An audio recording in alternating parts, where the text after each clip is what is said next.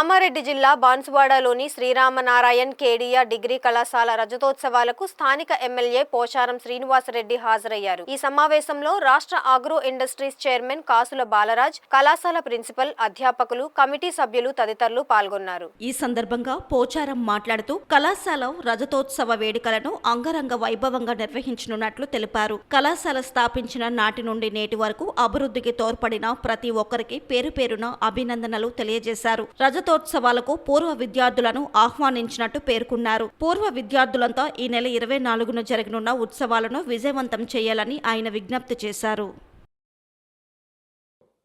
అందుబాటులోకి విద్య తీసుకురావాలి, అందుబాటులోకి వైద్యం తీసుకురావాలి. ఈ రెండు చాలా అవసరం. ఈ రెండు కూడా ఉచితంగా అందిస్తే సగం సమస్య పరిష్కారం. 42 మంది టీచింగ్ స్టాఫ్ తో, 19 మంది నాన్ టీచింగ్ స్టాఫ్ తో, 3 కంప్యూటర్ ల్యాబొరేటరీస్ తో, 12 సైన్స్ ల్యాబొరేటరీస్ తో, 52 క్లాస్ రూమ్లతో,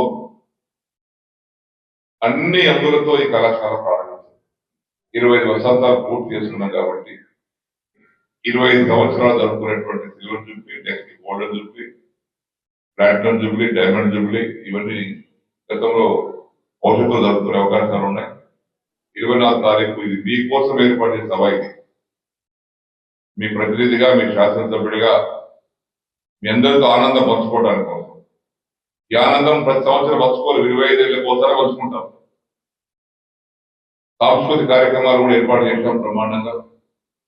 అతిథులు వస్తున్నారు కాబట్టి పూర్వ విద్యార్థులందరూ ఎవ్వరు కూడా మిలాయించకుండా మీరు ఎక్కడున్నా, ఏ ప్రాంతంలో ఉన్నా ఆ ఒక్కరోజు కోసం ఈ కళాశాలకు వచ్చి ఈ సిల్వర్ జూబ్లీ ఫంక్షన్ లో పాల్గొని విజయవంతం చేయవలసిందిగా విజ్ఞప్తి చేస్తూ